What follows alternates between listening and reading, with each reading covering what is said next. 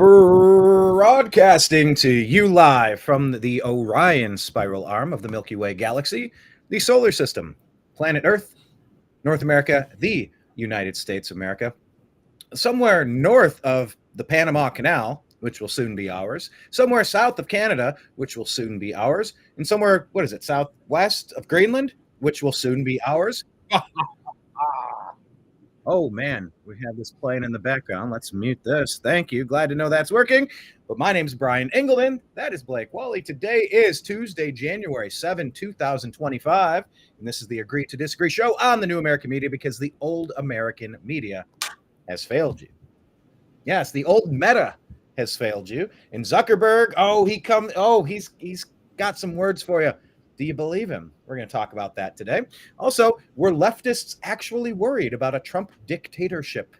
We're going to ask if you agree or disagree with that. The legacy of J6. We'll talk about the legacy of J6. If you didn't see our TNAM night show, what do we call it? A late show or a night show? I think we call it the TNAM night show. We waxed poetic, Blake and myself, yesterday around 11 o'clock at night. We got together and we kind of remembered what it was like 4 years ago being in Washington, D.C. for January 6th.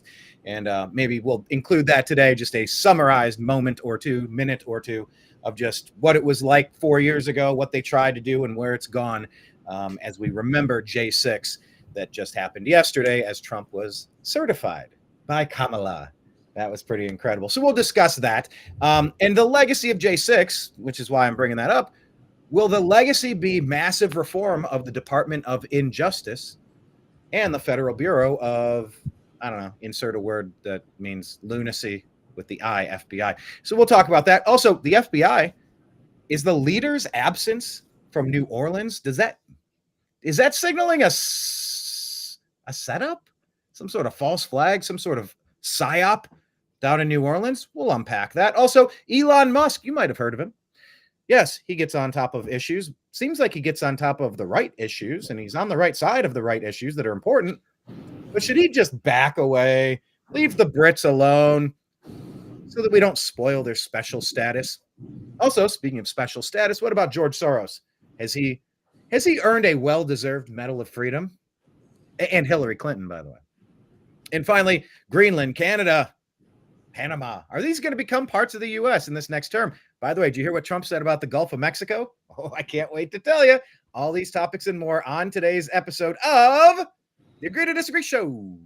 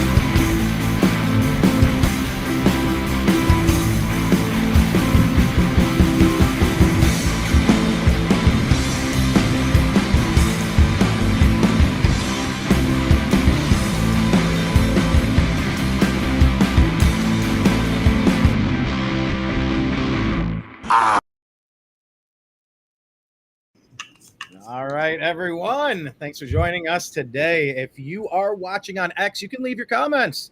Frankie Brown leaves her comments. She says, "Hi, guys." Hi, Frankie Brown. Hi, right back at you. Kenneth is saying, "Mark, what's Upperberg?" Mark, what's Upperberg? Yes, Kenneth is our resident wordsmith. Thank you for joining us, Kenneth. FBI. Oh, yeah.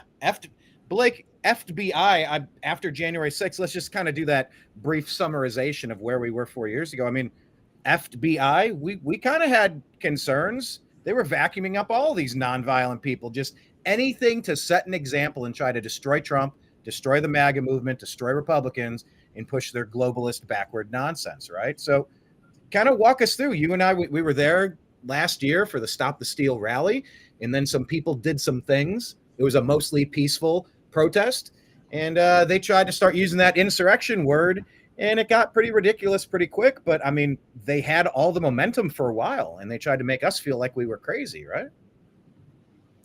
Yeah, absolutely. The narrative changed considerably after that day.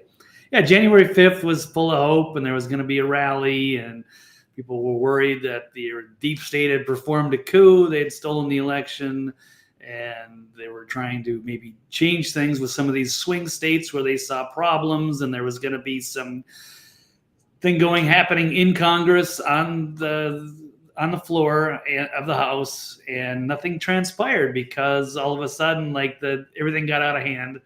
Unbeknownst to us, we were kind of way in the back, but unbeknownst to us, there was people having issues with getting into the barricades, getting close to the grounds, going inside the building. A lot of them were just peacefully, but yeah, and there was some agitators, and things escalated, and it was hard to tell what was actually happening there on the ground. And until we got back to the hotel room after a long, horrible walk in the cold. And then it was like, oh my God, they really changed the entire narrative to just smear Trump people. And then, yeah, there was a chill factor of they're going to be targeting and going after everybody that was inside the building. Thankfully, we never did. We were there as journalists anyway. This is actually some of the footage that I have of the event. As I was walking around with my GoPro, there's just a ton of people there, and it was cool. How about you press play on it while we talk? By the way, let me switch and just share one quick clip, and then we'll go back to yours and just have it play while we're discussing this in the background. But this is what we saw as we walked up, and we did not have. There was a strong lack of intelligence because none of our phones were working. Yes, the phones were working, but Twitter was down, Facebook was down, YouTube was down. You couldn't. I think people were using what were they using? Parler, maybe Telegram, but even those were sketchy. This was the scene as we walked up. As soon as we get to this little top part, you hear an explosion. Be right there, and the crowd's cheering. I'm just like, woo, yeah! They're launching explosive devices into peaceful protesters at this point. And that's what these explosions are. These were, I don't know exactly what munitions they were. But these people are peacefully protesting. They have every right to be here and to say, hey, you guys can't certify this. That's what the majority of the people here were here to do, just to show support, cheer and say USA. Wow. Had nothing to do with any of what the Pelosi brand tried to turn it into. It was definitely a situation. If you want to play your video again, Blake, just kind of scroll through some highlights there. The point was people didn't buy that this was a free and fair election. People weren't buying it. And they have every right to be there protesting. They didn't have a right to break in windows. But we've seen enough video. They were let in many different places, many different times. A guided tour, a peaceful guided tour. It's insane that they tried to call this an insurrection. You're telling me 800,000 Trump supporters show up and nobody brings a gun and they're going to try to overthrow the country by walking between velvet ropes and taking selfies inside the Capitol? That was never an insurrection, but they lied to us nonstop for 4 years about it. Luckily, eventually the tide turned. I remember on last night's TNAM Night Show, we gave Tucker Carlson a lot of credit for really kind of showing some of the sicknick information and debunking some of the lies and showing the peaceful protests that were happening. And, these people are being locked up without charges, without a trial for years. This is insanity. So, Blake, I don't know if you want to just press play and watch some of this or scroll through some of your footage, but any other final thoughts? And maybe compare it and contrast it to how American politics has changed 4 years later. Yeah, I mean, I don't know where to begin here. There's a lot of interesting. Why are you not investing? To see it, and also to reset the narrative that it was a peaceful protest that day. That's what it largely was until things started to go sour.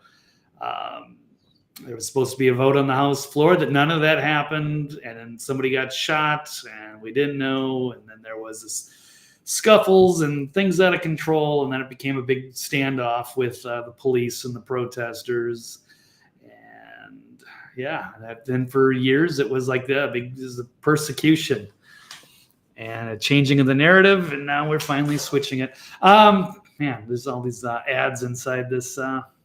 We'll go ahead. Put it on. No, seriously. Put it on mute. Why are you not investing through the ads? But special thanks to Frankie Brown. Thanks to Frank. Yeah. She's double dipping today. Hey, that's the way you're supposed to do it. She was on last night, and she was on for a minute. She's like, "Oh, I'm tired. I got to be up at 5 a.m." I'm like, all right, well, our show will be there. No, that was Jane Meyer. Huh? That was Jane Meyer. Oh, I'm conflating and confusing. Sure. Thank you, Blake. But she's double dipping today. Finished last night's show. What was it like? What did you think of last night's show, Frankie? Kenneth, I don't know if you're aware. Red Pill Ken. I don't Can't know. be Red Pill Ken.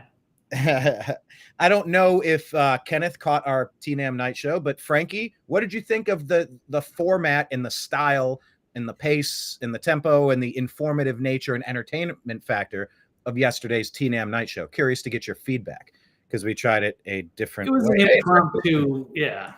So it was unscripted, even though we're just kind of following Brian's basic guide of Instagram, his feed there. So yeah, it was fun. We're considering the possibility of changing the format or schedule or something in 2025. So yeah, curious to have any feedback. Please let us know. Unfortunately, can't give Kenneth the Red Pill Ken because we interviewed Red Pill Ken in Cleveland. That he's already got that name, unfortunately. There he is, Red Pill Ken. We got 2 Red Pill Kens, but I guess he's OG Red Pill Ken. By the way, shout out to Dreamer Ultra. What's up, Dreamer? He says T-minus 14 days to liftoff. My goodness, this cannot happen fast enough. Super excited about it. And yeah, definitely very excited to see all of you here today, Blake. So yeah, it was just the entire narrative had shifted from how did they get away with this to showing up at the event going, oh, it's going to be exciting, or however Trump said it. He said like it's going to be wild. And you're like, oh, okay, they got the evidence. It's over. They're going to overturn, like it'll be done. And yeah, it set in motion 4 years of insanity. There was no insurrection. There were angry people that felt like the nation had been stolen from them. And you see at the bottom there, you got to go to countervailing views and visit cisa.gov/rumor control. And I say so under duress because they make me say that because they think 2020 was the only free and fair election where a twisted, demented, brain-riddled showering with Ashley and money laundering corruptocrat. Yeah, he's the most popular president in American history. We're supposed to just believe that because Orange Man was so bad. We've always disagreed with that.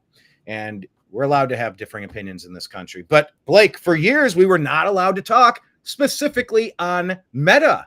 Okay, Google, Twitter shut us down. Twitter shut Trump down and banned his account. We weren't allowed to talk anywhere for probably about, a year and a half? Probably about a year and a half. We couldn't say shit anywhere. Am I misremembering this?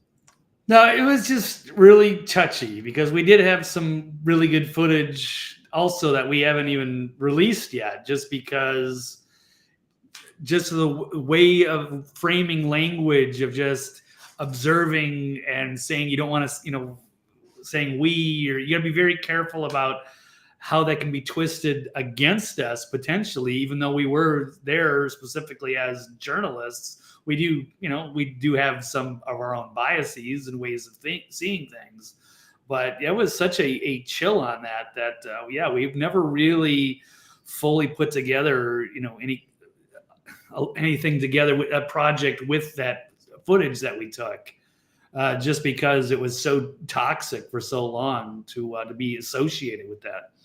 And I will share this. I mean, if you want to, I mean, this was, I still think this was some of the best footage anybody got that entire day. I mean, this was toward the end of the day. We were watching this skirmish happen. You know, people are throwing things inside. There were people getting injured. It was a skirmish. It was a riot. It was a protest that turned into a riot. It was a mostly peaceful protest. But all of this stuff was definitely happening. But that's all that the media decided to look at because they figured it would hurt Trump. So that's what they went with. That's what they decided. They were going to say everything. They wanted to completely ignore what drove all of these people to this point, to go to the Capitol and say, you're not stealing the country. Now, whether that's right or wrong, whether that's accurate or inaccurate, these people felt as if the country was being stolen. Skipping ahead here, yeah, you see this guy, the green smoke canister coming out, and he's aiming a rifle in people's faces. It's like a battle at Middle Earth. It wasn't all peaceful. You know, this was definitely happening. This is footage we put out on the New American Media. We licensed it in a limited manner to News to Share. And yeah, this is the final moments before January 6th was ended. All these tear gas canisters were going back and forth. It started dry. Here you go. He's got his weapon out, aimed at everybody. And this is where all hell breaks loose. And this was the end of January 6th. You know, there's a lot of footage, the lead up to it, what was happening during it.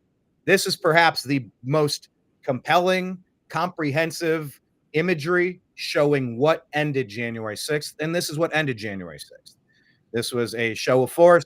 This is where the reinforcements came in. And you see them all start to reclaim their property as all of the tear gas canisters fly. And if you look there, this guy's laying down, and then he just drops down, and he doesn't move again in this video. I still don't know what happened to that gentleman. Don't know who he is. But this was the end of it, Blake. And yeah, we held on to footage for a while. We didn't even want to put it out. Like, how insane is that? I mean, so in a way, they won. They won. We self-censored. We were scared. We silenced ourselves while they just kept pushing this narrative. They just kept pushing their one-sided version of things, you know, and you better not speak up against it. I mean, the country 4 years ago to where it is now, one would argue we're on a very strong trajectory forward. We have a lot of things in place, and fingers crossed, my God, there is going to be hell to pay for the people that were involved in staging this, letting people in, all the undercover, the Ray Epps, I mean, you could go down a laundry list of things that we were banned off social media for saying 4 years ago that proved to be completely 100% verifiable. Definitely. So we're going to have to change the narrative. And I guess that's probably one of our topics of the day was, let me just pull that one up. About Zuckerberg? No. Oh, about it. The legacy of the J6 should be massive reform of the DOJ and FBI. Would we like to? How about we start there then? And by the way, Frankie's saying we don't need to go into any details. We don't need to flesh it out. We pretty much already know. But yeah, that should be the outcome. Is if that they got paid agitators in there, or no, it doesn't matter whether they're paid or not. They're full of informants, and they led people in, and they framed the narrative against Trump, and they deleted evidence, they tampered with witnesses, and yeah, they need to be held accountable, and that can never happen. And of course, they put innocent people in jail, in a horrible, filthy, disgusting jail too. And media manipulation. There was a lot of issues there, and yeah, it's time to switch that around. So a lot of people need to be held to account. DOJ, FBI, what did they know? When did they know it? How involved were they? And we're going to have to reform both of those agencies and probably many more. Agreed. And yeah, if you haven't seen this, Declassified, the unreleased J6 interviews. This was a man on the street there in DC talking to the people, trying to find out what brought them. And it was kind of a love fest. It was concern about the country. It was trying to show some props to President Trump. You know, I remember this guy saying, you know, you can't even talk on social media or else they'll ban you. They delete your content. I mean, really kind of intertwining the topics of today's show. That guy definitely said all of that. But yeah, this is some of the limited footage that we put out that day. And I think we need more independent media, more independent journalism happening, because 4 years ago, we kind of believed what the media was selling us. And I don't think that we're buying it quite so much anymore. All right. So is that all you had on the legacy of J6, that there should be massive reform of the Department of Justice and FBI?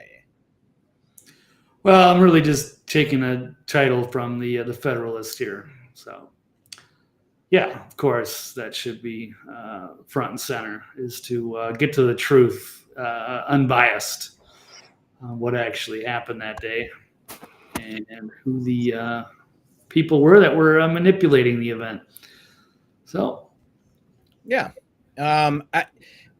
when the Department of Injustice, when these places start to just become a functional enforcement arm, a Gestapo technique embedded inside of government bureaucracy, meant to strengthen Democrats and globalists at the detriment of constitutionalists, libertarians, Republicans, that's bad. That's something you just can never tolerate happening again, Blake. And yeah, we'll see with Kash Patel and the others. I mean, here it is. Let's take a look. This is the Department of Justice that we were in front of on January 6th. I remember.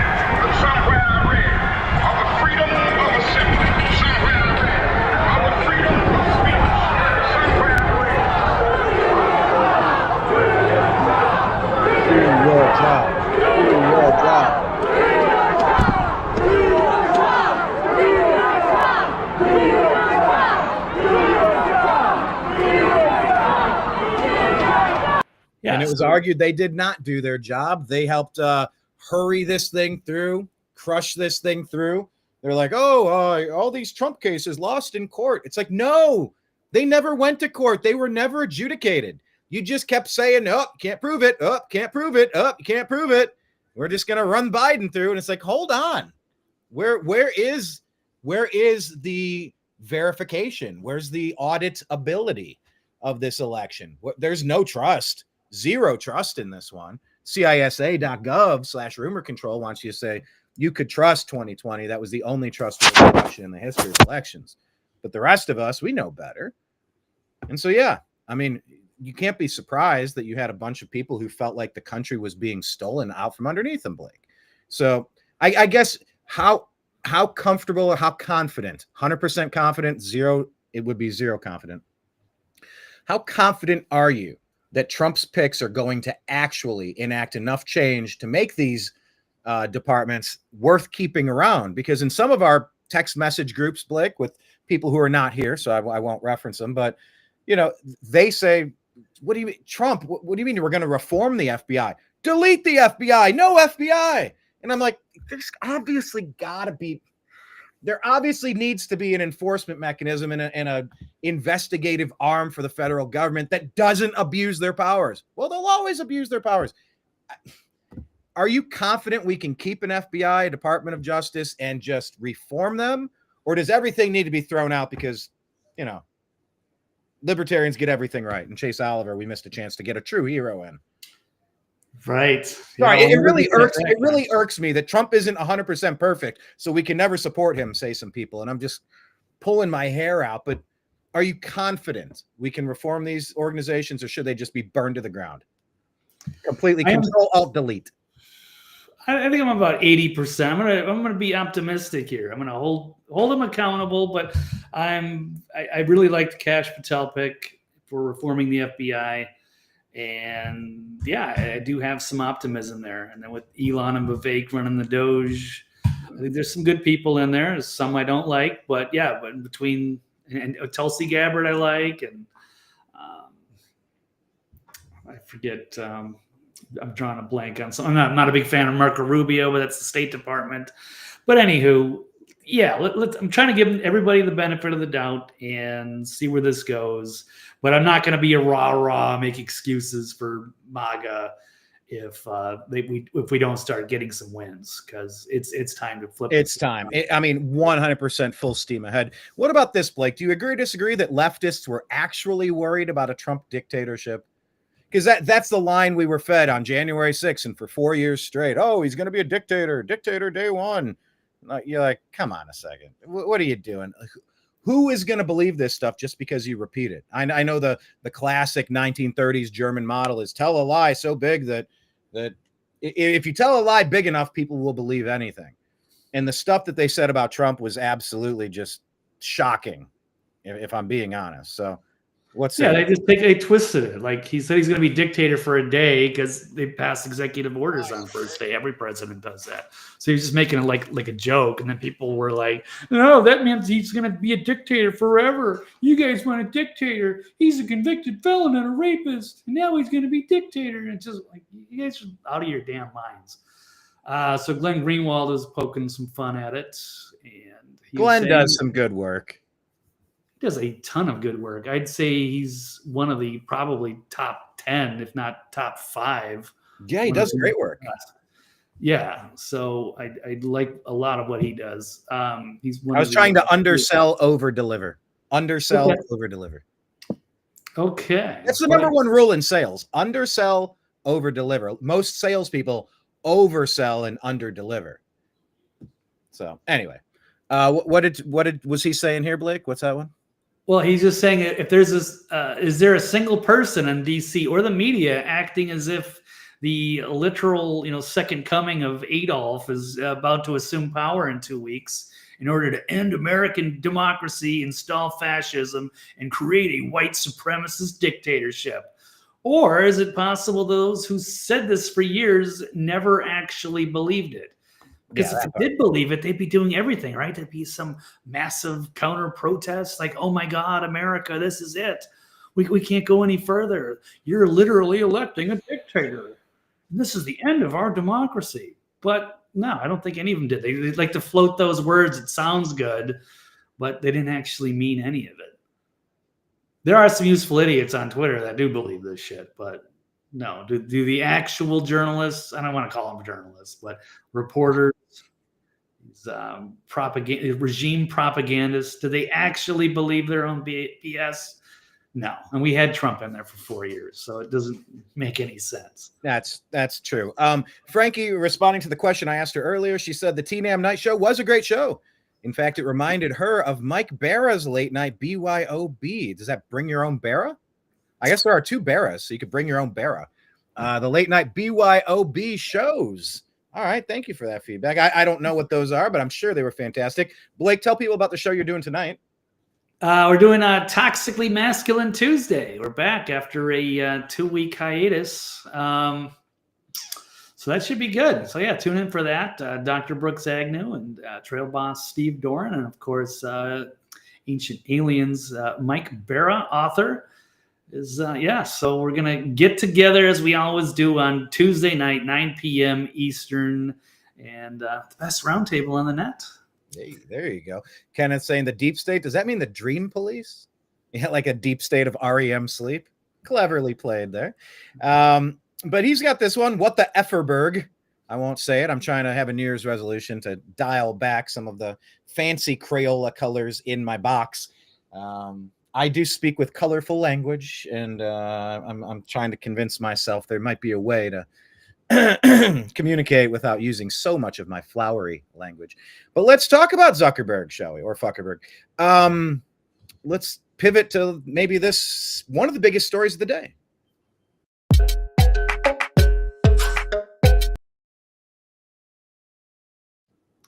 Mark Zuckerberg. All right, I'm breaking my own resolution. So, hello, Deb. Good to have you. Deb from SAC. How are you? Good to see you. See, I know the internet language. That means good to see you. So, do you agree or disagree, Blake, that Mark Zuckerberg is a reformed man ready for redemption? Again, I'm going to be cautiously optimistic here. And I'm going to say maybe he wasn't always some kind of tyrant, that he was being manipulated by the people around him to censor people. And he believed perhaps, yes, the Department of Justice or the government, they come to him in good faith and say, hey, there's misinformation online and it's election interference. And we think we should have, some fact checkers or within feds to control information or to protect the public from Russian disinformation that could affect. Oh yeah, that was the big one. Everything was a Russian op.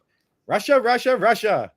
We got to get into a war in Syria because we can fight Russia. We got to kill hundreds of thousands of Ukrainians because Russia. We got to get involved in this. And they'll go, no, Russia invaded Ukraine. And you go, do you know what Ukraine was stockpiling there? It came out this week, Blake, that we were already sending weapon systems and munitions and everything for a war that didn't exist prior to the invasion because Russia was getting sick of Ukraine getting all up on their border with U.S. proxies to try to start some stuff. So, I mean, I don't know. My thought on Zuckerberg, I am less optimistic here than you are. I understand. I appreciate the optimism. Sometimes Blake is more red-pilled or white-pilled or gold-pilled or doggone it, black-pilled. But I try to stay as positive as I can. But I don't trust Zuckerberg at all. If he's serious, I want reparations. And I'm not screwing around. I'm not messing around.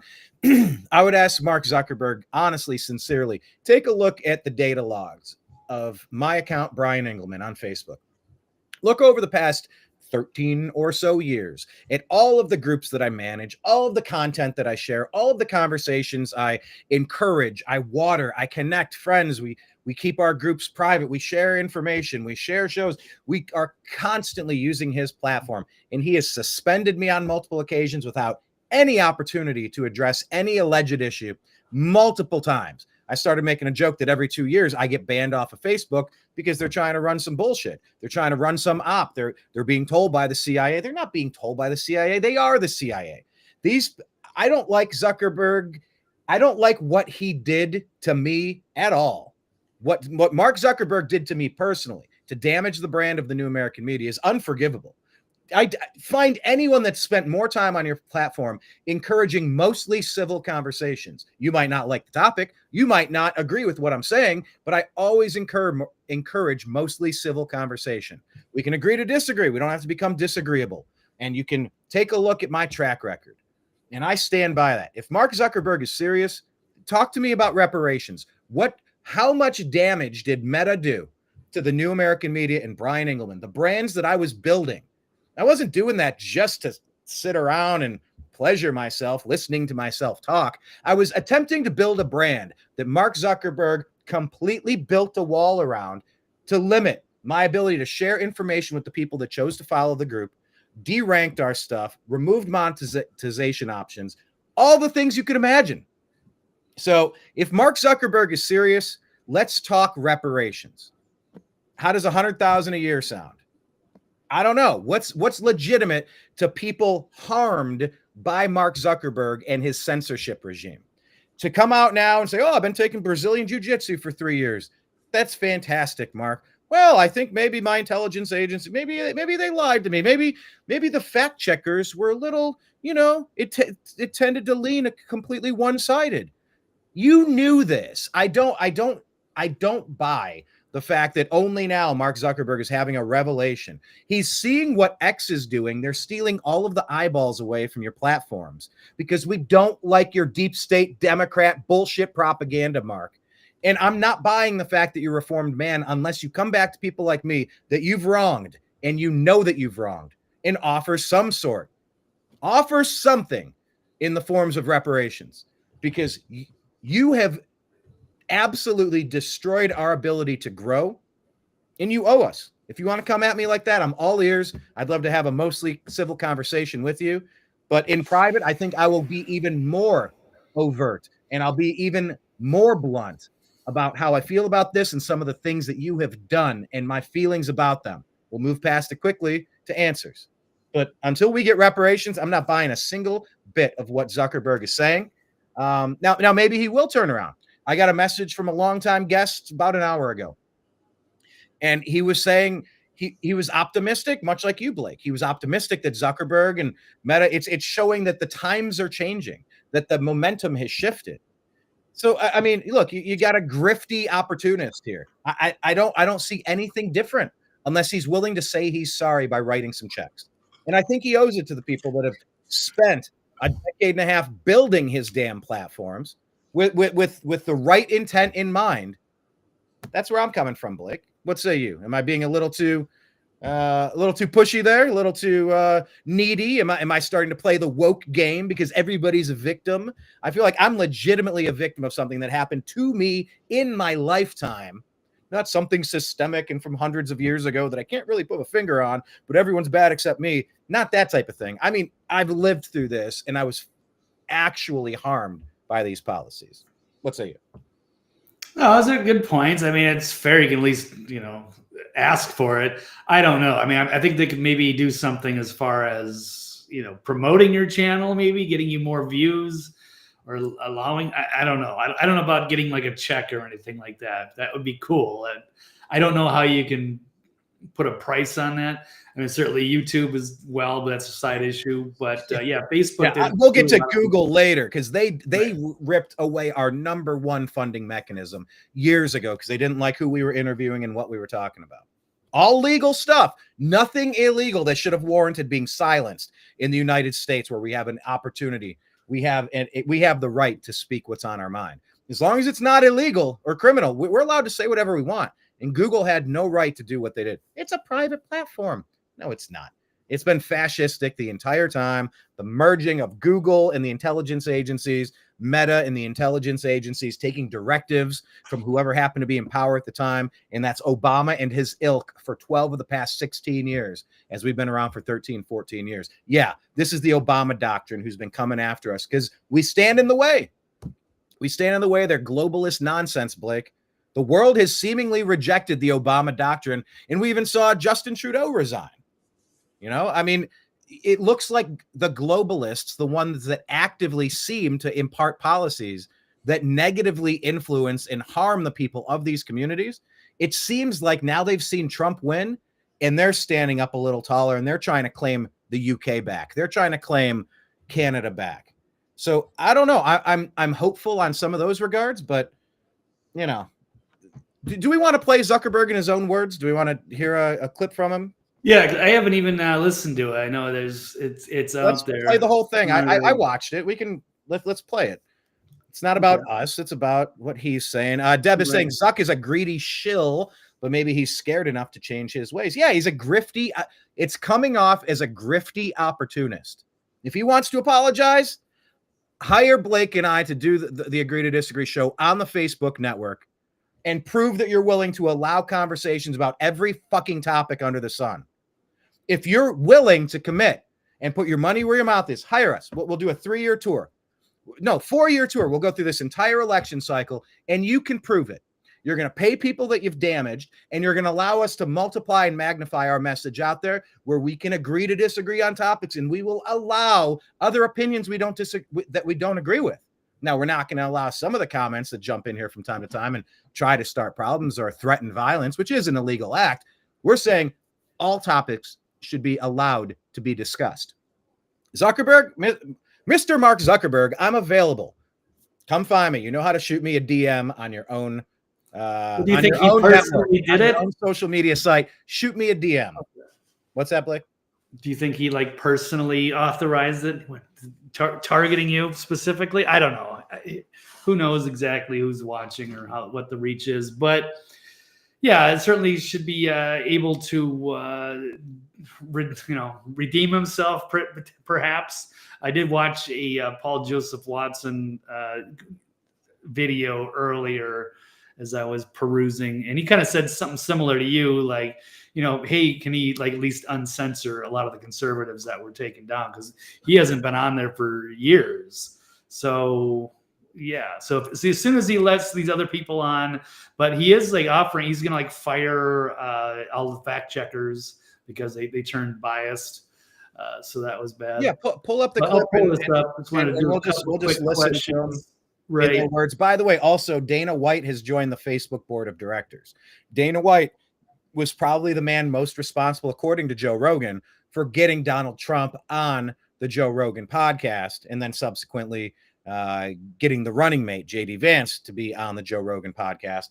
Dana White has now jumped in and joined up with Zuckerberg. Now, is Dana White an opportunist? Look, he sees his opportunities all the time. He goes for things. He does big things. They're signaling some of the right stuff, but you owe us. You're not square with the house, Mark. You don't get to just wave a wand and go, I'm good now. I'm good now. No, you're not good. You owe us a shit ton for what you've done to put duct tape over our mouths at the most important times in American history. But was it him? Did he operate alone? Brian, stop. Did he operate alone, or did other people influence his decisions, that he was put in a terrible situation?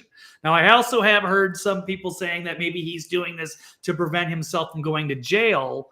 That's another valid argument, but I don't know. I don't know exactly how much he had. He's just a fucking tyrant, and he came in and be like, no, I'm going to be doing this, and you can ban all these people. Or is it he's listening to the people around him, and that's what they wanted to do. And you got the government on you, and you want to believe them and comply with them, and they're telling you to go after people. And later it turns out that they were protecting their own misinformation. So let me answer that question with a retort from Hillary Clinton. What difference at this point does it make? I don't make any difference there, Blake.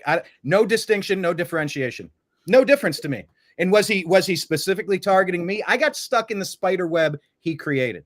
Doesn't matter if he intended it just for me. Oh, fuck no. He did this to thousands of people, tens of thousands of people, more than that. He did this. He cast a huge spider web. And, he's in a bad situation. It's his fucking company. The buck stops with him. He's got the government on him. Well, yeah, you should always have a healthy distrust of government. And if you're too stupid to realize that, then you're not smart enough to be running a platform like this. He's not stupid. He might be a grifty opportunist, but I don't think he's stupid. So, no, I don't think it makes a lick of difference. Right.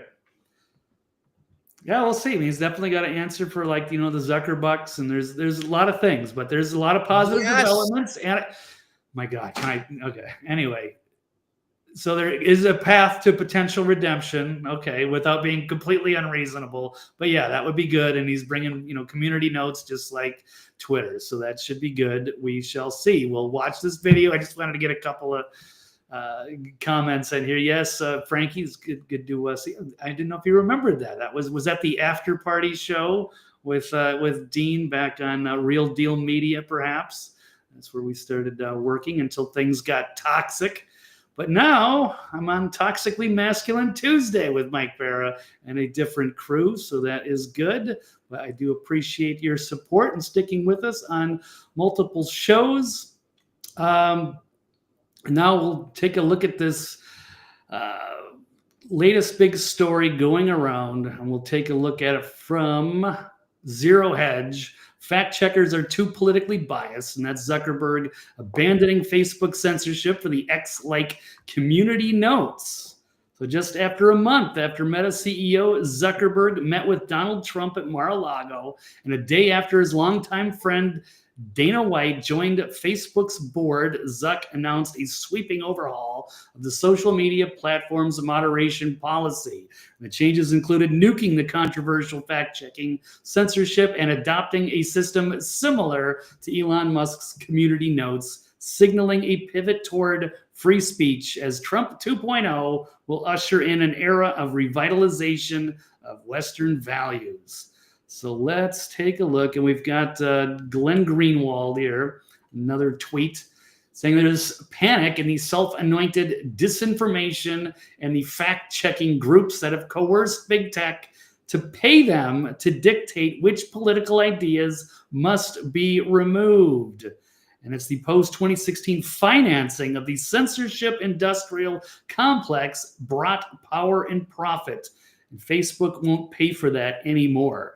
So they overplayed their hand, trying to act like they were neutral fact-checking groups, but they were in fact just basically leftist operatives. So, and of course, with federal pressure, and I think that guy stepped down too. I think his name's Elvis Chan, was one of the head guys that was involved, or was that Twitter? I can't remember. I'm conflating the two. But why don't we listen to Mark Zuckerberg, in his own words, making this video? Hey everyone. I want to talk about something important today, because it's time to get back to our roots around free expression on Facebook and Instagram. I started building social media to give people a voice. I gave a speech at Georgetown 5 years ago about the importance of protecting free expression. Oh my God, Brian, how many times are we going to pause here, Brian? Go ahead. I got fucking thoughts. We just got 5 seconds into it. I got fucking thoughts. Number one, it's so fucking disingenuous the way that he's talking. I don't buy it at all. It's an act to me. It reeks like a cheesy soap opera. Number one. Number two, I started social media so people could have a voice. No, you didn't. You started fucking Facebook because you wanted to rate the hot girls at your college. Don't give me this sanctimonious bullshit. I don't buy this guy for a fucking second. Sorry. This is going to probably harm my opportunity to work with Mark Zuckerberg with Facebook. I don't buy it at all. I'm 10 seconds in and I'm just letting you know it's phony as shit. It's scripted. And he started it because he wanted to say who are the most bangable chicks in college, not so people could have a voice on social media. He's still fucking lying to us. One sentence in and he's fucking full of it. Sorry, I'm breaking my rules. All right, well, I never saw the movie, so I'll have to take your word on that. I believe you. I just haven't seen it. All right, we'll go back. And I still believe this today. But a lot has happened over the last several years. There's been widespread debate about potential harms from online content. Governments and legacy media have pushed to censor more and more. A lot of this is clearly political, but there's also a lot of... That takes some balls to say that, in a way. I know he's probably full of shit. I'm trying to let him win me over here. Legitimately bad stuff out there. Drugs, terrorism, child exploitation... These are things that we take very seriously, and I want to make sure that... Oh my God. He's actually going to say that child exploitation is something he gives a shit about. Instagram, Facebook, Meta, they are perhaps the biggest purveyors of this filth, this demonic shit. We covered a couple of topics. I can't even say right now. Zapped instantly. They protect these people over at Meta. God, I don't buy anything this guy's saying, but go ahead, Mark. Continue. That we handle responsibly. So we built a lot of complex systems to moderate content. But the problem with complex systems is they make mistakes. Even if they accidentally censor just 1% of posts, that's millions of people. And we've reached a point where it's just too many mistakes and too much censorship. The recent elections also feel like a cultural tipping point towards once again prioritizing speech. So we're going to get back to our roots and focus on reducing mistakes, simplifying our policies, and restoring free expression on our platforms. More specifically, here's what we're going to do. First, we're going to get rid of fact checkers and replace them with community notes similar to X, starting in the US. After Trump first got elected in 2016, the legacy media wrote nonstop about how misinformation was a threat to democracy. We tried in good faith to address those concerns without becoming the arbiters of truth. But the fact checkers have just been too politically biased and have destroyed more trust than they've created. Again, do you really think that it was all just him as the overlord of Facebook that decided, I'm going to censor all those people just because I run the company, it's mine? Or is he under pressure from the people around him? When you got $1 billion company and you've got that much reach, you know you're going to get some people that are going to try to persuade your policy. Well, Dreamer is Kenneth is saying the puppet strings can be seen. Dreamer saying this is a cover your ass video in my estimation, and that's kind of what you were saying, Blake. It's that he's afraid, that he's terrified of Trump, that he's scared to death, that he's going to have some sort of he's going to have to answer for the shit that he's done. In America, we have a First Amendment right to free speech. What they've done is patently illegal. It's unconstitutional. They fucking know it. Don't give me the public-private platform comparisons of it's a private company. Oh, it's Section 230. You can't be a platform and a publisher. If you're censoring people, you're a publisher and you lose your protections as a platform. You do not get to have it both ways. And they've tried and they've gotten away with it so far. I don't want him to try to cover his ass and try to get away with what he's done. And I'm never saying it's only Mark Zuckerberg pressing every button there. He runs the company. He puts the directives out and they do what they do. Yeah, of course there was pressure put on, but if he was a part of it, he doesn't get to wash his hands and pretend I'm a victim too. No, you're not. No, you're not, Mark. No, you're not. And you're not some altruist, and you didn't create social media so the people could have a voice. You did it to say, oh, that chick's hot, I'd bang her. That's what you were in it for. And you've made a gazillion for it. And Blake, what you got so upset with me trying to interrupt you a moment ago on was a fantastic point that you raised. It was when Zuckerberg was paying his Zuckerbucks to put drop boxes with fucking almost no accountability, no oversight, no 24/7 video surveillance, no thumbprint monitor, nothing that was gauging what was getting dumped inside these boxes that were swaying the elections in all of the battleground states to put Joe Biden in and kick Trump to the curb.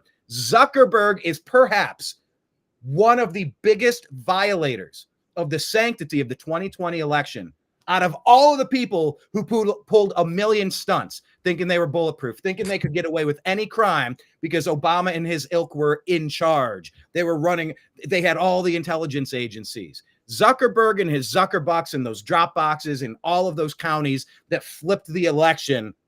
Zuckerberg himself has the shame and the blood of what's happened in the past 4 years on his soul.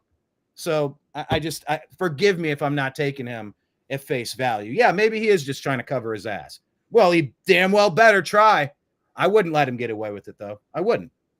All right, well, that's fair. And I'll just say also, I really checked out of Facebook years ago. Twitter X has always been my go-to. I never really liked Facebook. I hate their messenger thing. I just, I know a lot of people there. I seem to get better engagement there. I'm trying to use it, but at the same time, I never felt it was fair. That was going back 10 years or so. So just like, why? I only use that a couple times a week. So I'm not a daily user. I didn't try to build any kind of business off of it because I didn't like it. But anyway, I love it. I think it's the best one out there, even for how good X has become. And I'm trying to use it. It should not be complicated to click on something, share it, and have it auto-populate with an image and the first couple lines of text so people know what the hell you're talking about. Still on X, I share things, and it's just this generic bar, and it just says X, and it doesn't transport an image or the point of why it's being shared. Facebook does that. It's the most basic thing in social media. You're sharing things. So I love the Twitter is like condensed. It's fast. It's right there. I don't want to be at mercy of whatever algorithm they're showing me. I don't know how the Facebook works. Where on Twitter, I can see everything chronologically. Well, you don't use chronologically. You just use the home. You don't even have lists or anything. So I don't know. You don't use it the same way I do, where I think it's very focused and organized. Blake, why are you getting that my stuff is unfocused and disorganized? I'm very focused and organized. Do you have any lists on Twitter? And then you were saying you unfollow thousands of accounts on Twitter for like the last 10 years so that you could start adding people. Like it feels like it's just, you're not a Twitter native guy. No, I'm not a Twitter native. I'm trying to because they're one of the only companies that are allowing you the freedom to speak freely, permission to speak freely, permission granted. He's trying to give us permission now, but yeah, Deb from SAC, he's so phony. Yeah, Deb saying reparations plus jail time for Zuck. All right, now we're getting closer. Now we're getting a little closer. Yeah, Blake, you should watch The Social Network if you haven't seen it. You always tell me movies I need to watch, such as The Story of Brian. What was the Judging My Life?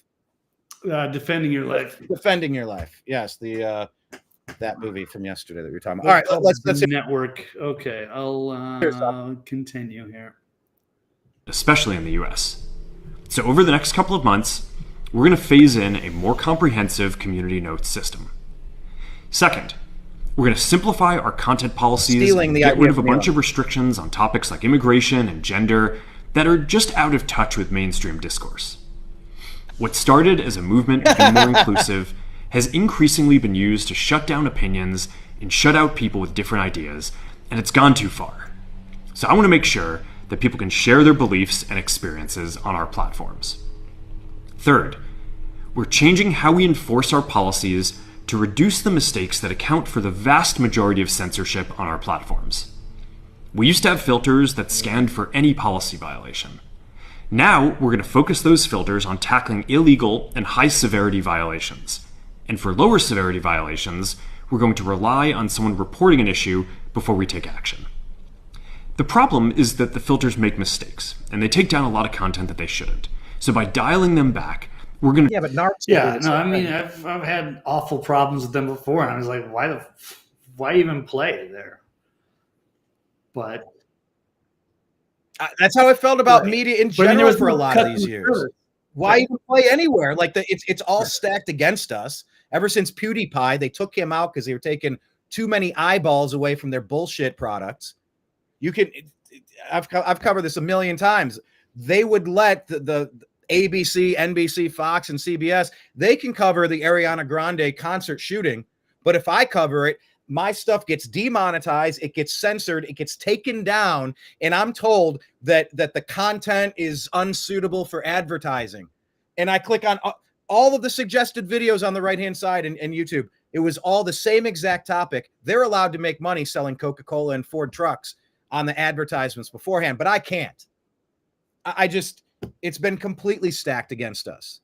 And we still keep trying. We still keep going. We still keep pushing every single week to try to make an impact, try to make a difference.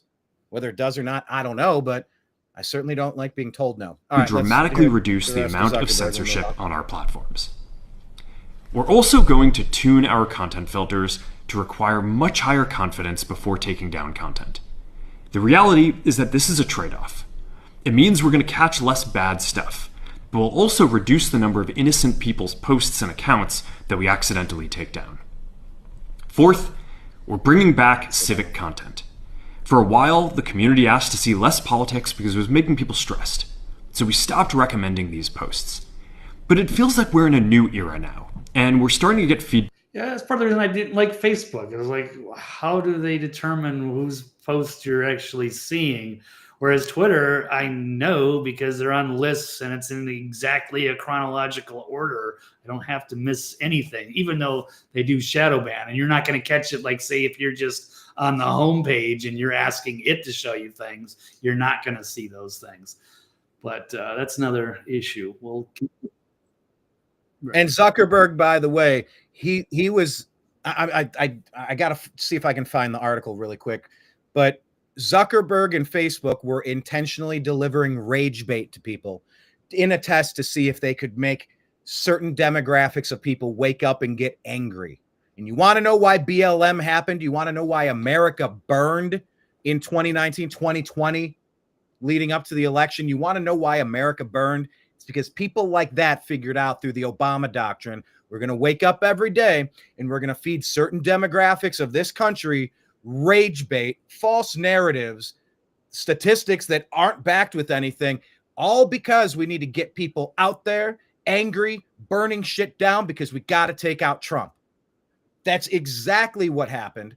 And Zuckerberg, he's been running these social experiments with people to see what it does. How can you deliver the rage bait appropriately to spur action? This guy has been a Joseph Mengele of mental manipulation. I don't buy his altruism act for a damn second, Blake. Well, yeah, perhaps he was taken in by the dark side, and I don't know, but we'll see. So do you want to just answer that question then? Do you agree or disagree that he can be saved? Can he redeem himself, Brian? Or is that only if he's going to give reparations out and restore censored accounts? Yeah, I mean, Okay. Prove it. Sitting there with your hands crossed, and I don't know how many takes it took Zuckerberg to make this one. He's smart enough to read a script. But anyway, I don't know. Maybe he did do a few takes. But yeah, if he didn't have a script, that would be very obviously difficult to do. Yeah, Deb from Sac saying that Zuck and Dorsey censored our world for years until Elon came along and Trump. Yeah, Trump and Truth. So Trump had to build Truth Social because he was Alex Jonesed off of everything. He was memory holed into oblivion. He's like Milo Yiannopoulos, poof, and they're gone. And they're gone. It's like they never existed. Yeah. They were depersoned. So Anyway, anything Did more you on watch all this Zuckerberg? whole Another thing? Oh, we'll moment just here keep of going. his, It's only what? I got another 2 minutes left. All right, we're back that people want. Yeah. Let's give him the opportunity in his own words. okay. Let's hear him out. But am I buying it? Prove it. Talk to the people that you've damaged. Talk to the companies that you kneecapped. We're right here. We're listening. Prove it. Show us that you mean it somehow. I'll listen. Will I ever fully believe? I don't fully believe anything. Is the world is the Earth flat or is the Earth round? I think it's round. I mean, Is it? I haven't been outside of the planet. I haven't seen it for myself, but I find it fucking preposterous that it's flat and that everybody has to keep it a conspiracy. No, there's an ice wall. Oh, there's an ice wall. You can't go any further. Really? Okay, I don't know. Point being that it's hard to fully believe almost anything, even spiritual people. Yeah, there's a faith in something, but that's a faith. You can't. How are you 100% certain on something you can't prove? There's an element of who the heck knows in almost everything. And in discussions, nobody is an arbiter of truth, but that's exactly what Meta has been trying to do, to pretending like, oh, and it kind of turned into that. No. It was always meant to be that, so that you could be the lone arbiter of truth, and we must fall in line behind you. And it was easy for him to do it when Obama and his ilk were in charge. My God, the tide has shifted. You saw Soros and Clinton getting awards. Obama ain't getting an award from Joe Biden. I'll tell you that. He's done in that party. He destroyed the Democrat Party. Barack Hussein Obama's done as a political force. They have said, we're in on Soros and Clinton. We are done with Obama. And this guy was all in on Obama with those drop boxes. He was all in on the old regime. So, is he terrified? He better be. All right. In his own words, let's give him the opportunity to finish. I want to see this content again. So we're going to start phasing this back into Facebook, Instagram, and Threads while working to keep the communities friendly and positive.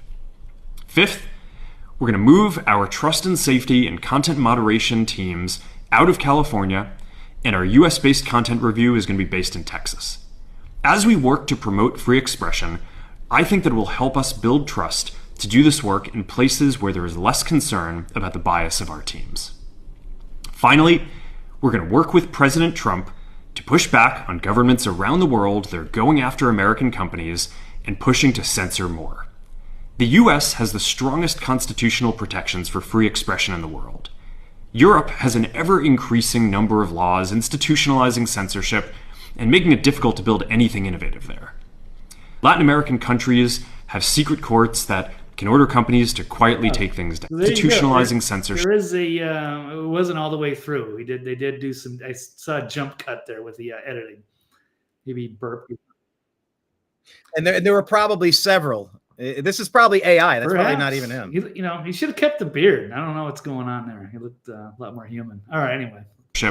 And making it difficult to build anything innovative there. Latin American countries have secret courts that can order companies to quietly take things down. China has censored our apps from even working in the country. The only way that we can push back on this global trend is with the support of the US government. And that's why it's been so difficult over the past 4 years when even the US government has pushed for censorship. By going after us and other American companies, it has emboldened other governments to go even further. But now we have the opportunity to restore free expression, and I am excited to take it. It'll take time to get this right, and these are complex systems. They're never going to be perfect. There's also a lot of illegal stuff that we still need to work very hard to remove. But the bottom line is that after years of having our content moderation work focus primarily on removing content, it is time to focus on reducing mistakes, simplifying our systems, and getting back to our roots about giving people voice. I'm looking forward to this next chapter. Stay good out there, and more to come soon. Yeah, okay. Robin saying he's somewhat lacking in sincerity, if you ask me. Deb is calling Zuckerberg a clown. And then Robin saying, I think Zuckerberg's now under white hat control, buying himself some additional time on this earth. So I don't know. But let me just call your attention to this, and we'll move off of Zuckerberg and lightning around this, wrap this program up here. And let me show you, not this lady. Why are they showing me this lady? Where's the page? There we go. This is from The Hill. Facebook's formula prioritized anger and ended up spreading misinformation. This is from October 27, 21. So that was a mere 10 months after 2020 when I said they were intentionally burning America down. So internal documents reveal that Facebook's algorithm prioritized angry reactions, which were disproportionately likely to push out misinformation to users. Data scientists raised red flags internally at the company to warn of the dangers associated with the angry emoji reaction. New details about the inner workings of Facebook's algorithm reveal its reaction emojis were ranked 5 times more valuable than likes, which is key to the network's business model because it creates more engagement. So they introduced reactions 5 years ago with love, haha, wow, sad, and angry. And the buttons informed how the company's algorithm pushed content to its users. And the more the emojis were used, the more it would prioritize emotional and provocative content, leading to controversial posts being prioritized, blah, blah, blah, blah, blah. Now, that being said, that's just one story. I don't need to keep why is it? That's a bad ratio there. Anyway, you're looking at the story on the screen. The point being, it's obvious that this has been going on. It's obvious that they've known about it. There's an additional part that I wasn't able to instantly pull up because, unfortunately, I'm still using Google as a browser and you can't find anything, almost anything of value on Google as a search browser. I got to pull up another browser and try that. But they were intentionally running stunts. They were running scams to use human beings as canaries in the coal mine, to use them as guinea pigs, to fill them with rage, just to see what it does, just to kind of get some data on that. Kind of like Fauci with the beagles in a laboratory with some fruit flies, severing their vocal cords so they didn't have to hear them whimper. Because, that would be too painful for the researchers. So, no, I don't buy anything Zuckerberg's selling me now. He's guilty as sin. He's caught. Now, look, maybe Trump's going to look at this and go, okay, I could either fight this guy, I could try to take him out, or we could turn him into a white hat, like Robin said. He's now under white hat control, buying himself some additional time. But I feel like he's lacking in sincerity, Blake. Any final thoughts on Zuck? I do want to share one more thing, but it's not technically on Zuck. Let's pull up one on Elon. I wonder if there is an influence when people take Brazilian jiu-jitsu, like if they start to become more good, if there's something about how that works. I don't know. Okay, this is somebody put this out there on Twitter X, and I want to believe Elon, and I like a lot of what he does, but a lot of people are very critical of him too, and what he's doing, what he's ultimately doing with his platform, where he's saying, I want to save free speech. Be honest. He says, I want to promote positivity. Be honest. Oh, I want to control the narrative and harvest your thoughts for my AI. Thank you. I don't know. I mean, he's certainly, with the amount of information that he has, you can really study psychology. So you talk about trying to get, rage bait or whatever. Yeah, you can definitely play with the human psyche that way. And perhaps, Elon at some level is working against us, but maybe he's not. I don't know. He's such a genius. I don't know if we would really understand until it's probably too late.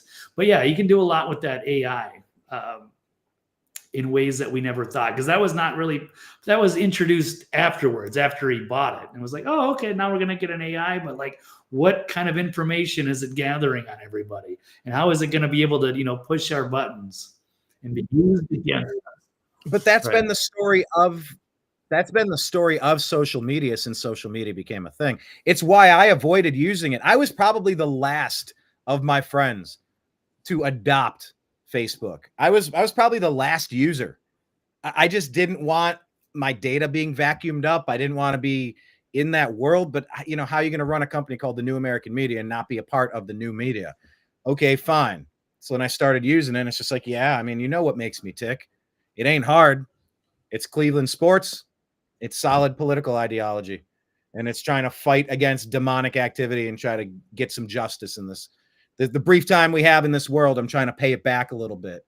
Because if I ever do have to meet a maker, I'd like to look at that maker in the eye and say, I don't know if I made a difference, but I tried.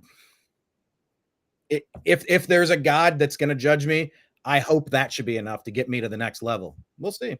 But yeah, I mean, it's fair to keep a mistrust or maybe just healthy skepticism over Elon and Zuckerberg and really anyone for that matter. Just because I voted for Trump doesn't mean I worship at the altar of Trump. Just because he's a Republican doesn't mean I like Republicans. It's just out of two options, I'd rather not eat a shit sandwich. I'll take, oh, you're a pasta fan. I can't believe you love pasta.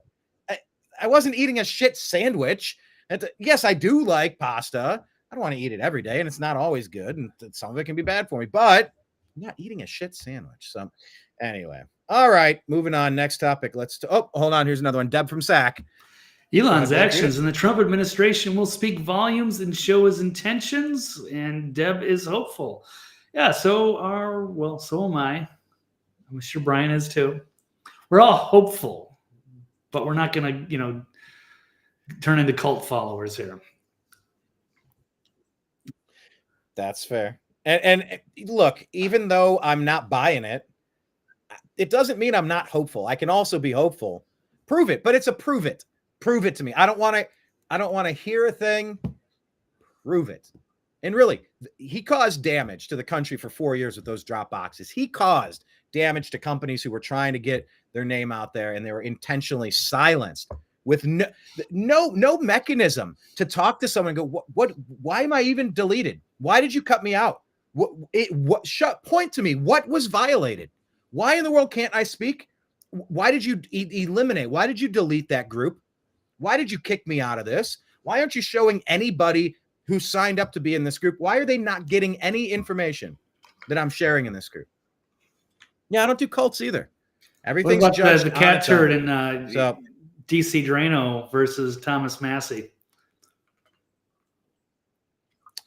You saw the conversation. If you want to pull it up, let's talk about it. But here, let's shift over. Well, do you think that cat turd about, and DC Drano are kind of like 100% like MAGA cult, or do you think they think independently? Do you think they're grifting? They know their audience, and do you think they have a reason to bitch? Oh, I don't know. I mean, do you want to pull up the tweet so that the audience can know what we're talking about? We were having a conversation about Thomas Massey. Thomas Massey is obviously one of the best people in Congress. I know that's not saying much. Oh, she's the most conservative member of the whorehouse. Oh, I tell you, she'll only bang 10 people a day. Yes. So although saying one of the best people in Congress is not much, Thomas Massey is almost always on most of the right sides of most of the issues. He's the Glenn Greenwald of Congress. Sort of. I mean, name somebody with a higher batting average. There might be a few that are really good. There's probably 10 or 20 that are great. Maybe 40 that are pretty darn good. But yeah, Thomas Massey's usually at the top. But yeah, he's, unfortunately, and, condolences to Mr. Massey. He represents my great state. And I'm just ecstatic that I get some actual representation, having lived behind enemy lines in California for so long. And I didn't have a single representative representing a single issue that I held near and dear to my heart ever. So I appreciate Thomas Massey. And unfortunately, he lost his wife last year. Now he came back and he's got a beard. It's almost like we got dark Massey now. There's a bit of an edge to him. And I've never really seen him go kind of, I don't want to say ballistic. He's sort of measured here, but he's going on the attack. Like this post on X kind of felt like a Trump post, does it not, Blake? Well, I'm not sure, because Thomas Massey is pretty much an independent guy, but he's more libertarian. But he's not going to pick. He's not going to join the cult. Now, a cat turd is entertaining, but is definitely a 100% Trump all the way. And these people will change their opinions no matter what, as long as they're on the same side as Trump. And so there's some infighting again. So it's the latest one. So yeah, Thomas Massey calling out DC Drano and cat turd.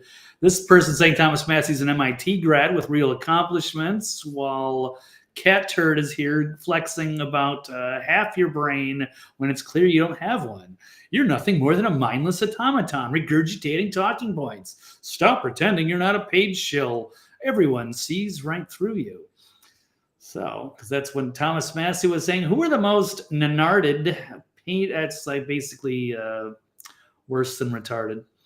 It's like hyper retarded. So paid influencers on this platform. Does anyone else compete with cat poop and DC drainage for this title? And then it was exposed that DC Drano got a lot of money from some other ventures, but that were sort of related. I don't have the tweet in front of me. I think it's like $140,000. Brian, I don't remember. I don't have access to that tweet, and it wasn't something that was planning to cover necessarily. Well, yeah. And I'm not familiar with it. It was something someone paid him 140 grand, and there was, I think it was to be anti-cannabis in Florida. I'm like, I don't know. The response was that I'm not getting paid. I'm coming after you just because you're getting in Trump's way. And let's be honest. Thomas Massie, for being as good as he is, he does sometimes fall into that libertarian, holier than thou, self-righteous. If it ain't perfect, I ain't doing it thing. Oh, and that lets a libertarian sleep really comfortable at night every single time, because they don't have to be the man in the arena. They get to put their hands up and go, well, it wasn't a perfect option, so of course I couldn't support that. Excuse me, sir. You know that by not supporting that almost okay, pretty darn good option, you have allowed this awful shit to happen because you're too pious to work on some sort of compromise on something you're not super big fan of, but at least you're keeping the demon at bay. Well, I'm sorry, it didn't fit my libertarian, idealistic, big L libertarian. I am perfect. Everything else is less than perfect. Therefore, I cannot support it. And I am a hero to all. Pat myself on the back. I hate this way of libertarian thinking.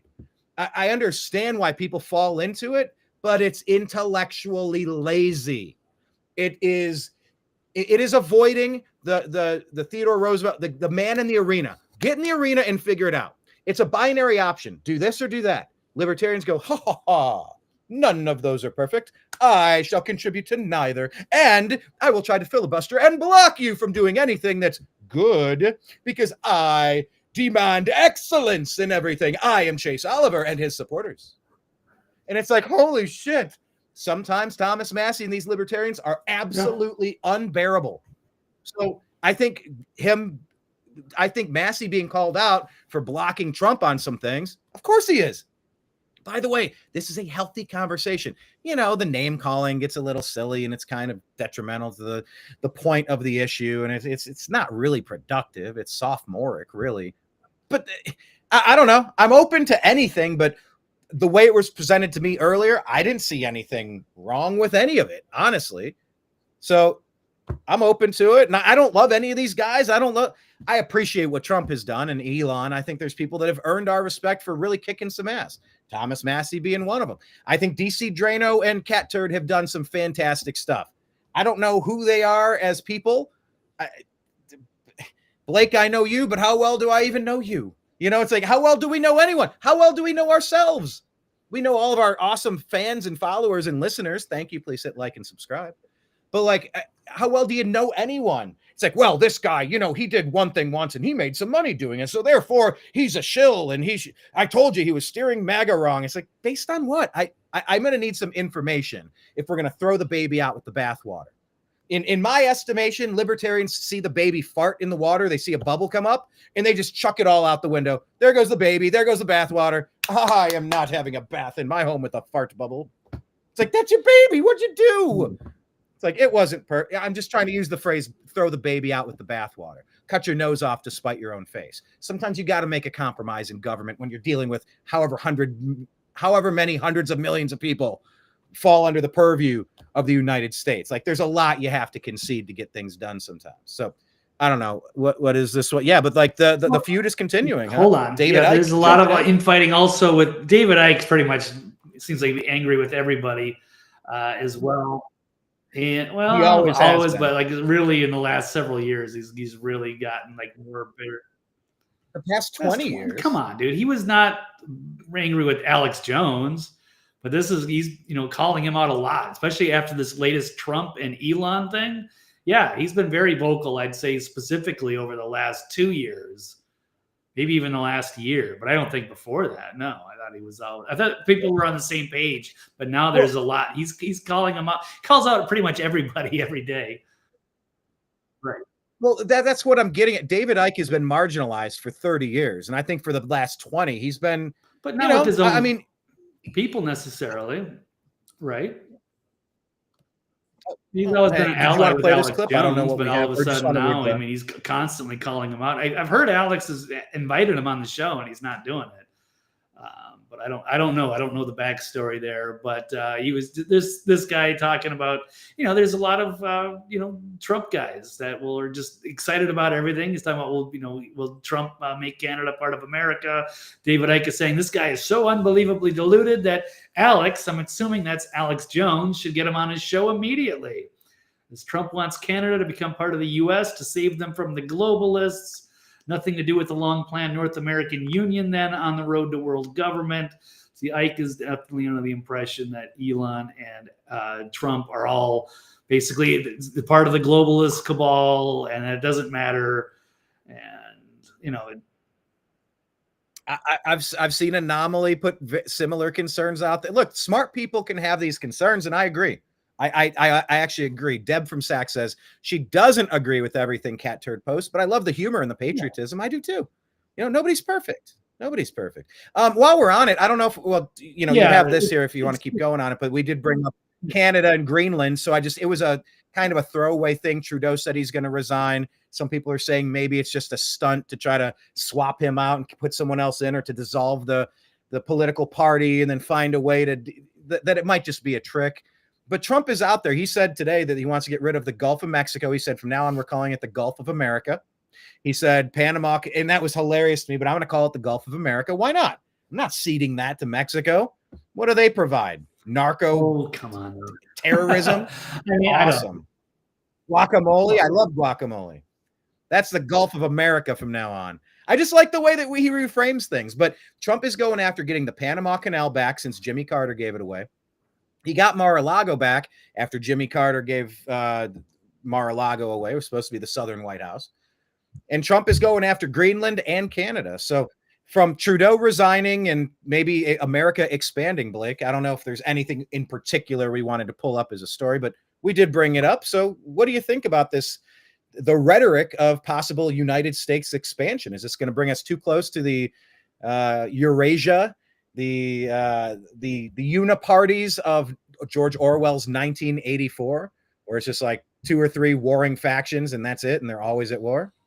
I'm not really in favor of having this big, like, imperialist, big empire. I don't know. But I'm not against it either. If there was some way to merge with Canada and use the resources of Greenland, I don't know. There's something to be said about the Panama Canal. I mean, I think the Gulf of Mexico, who cares? But the Gulf of America.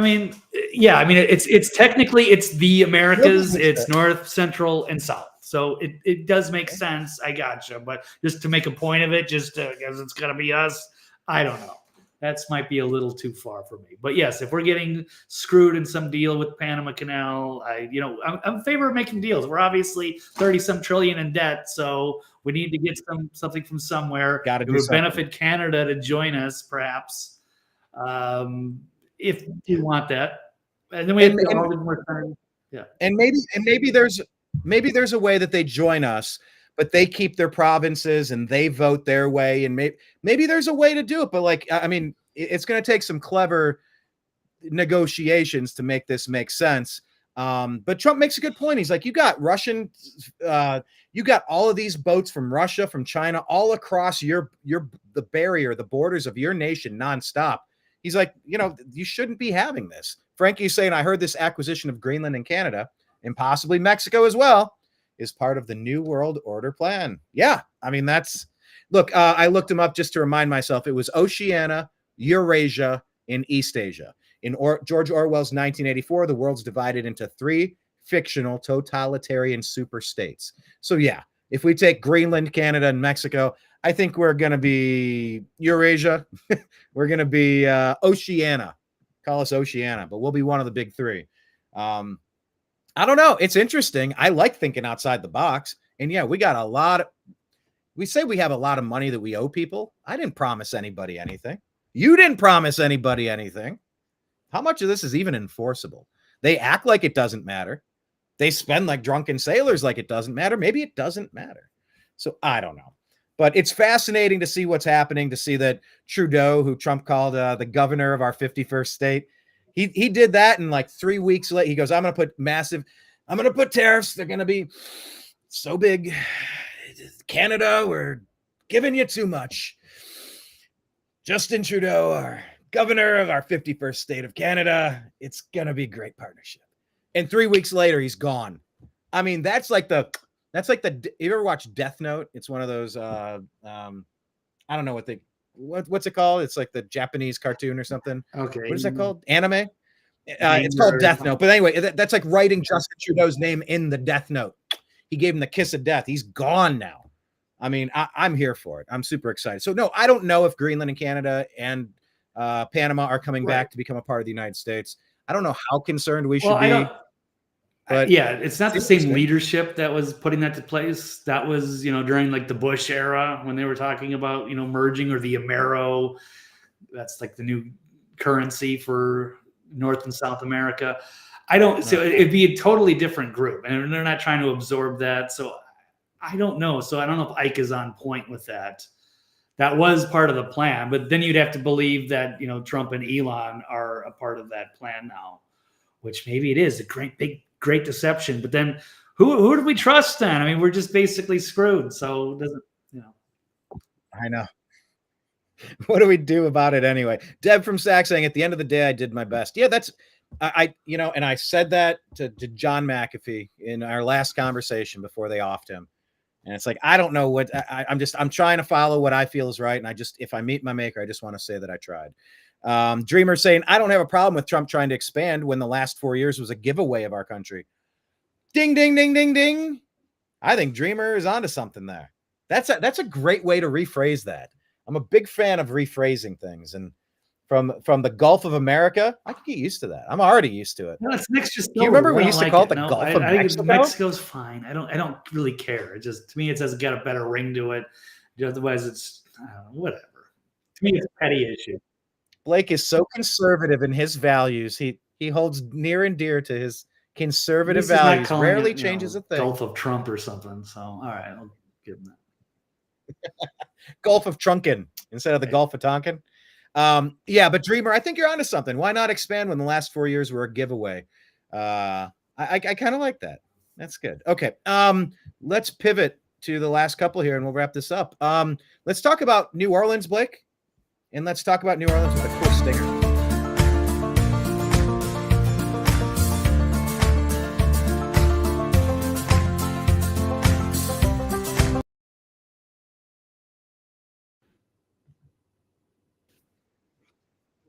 Did we just determine what state that is? I said Colorado. I said New Mexico. I keep changing which state. I just throw darts. That's a question of the day. What state were you looking at on the screen there? That landscape. Okay, Blake, let's talk about New Orleans here. We should have hit the Elon one, right? We got 3 stories left, right?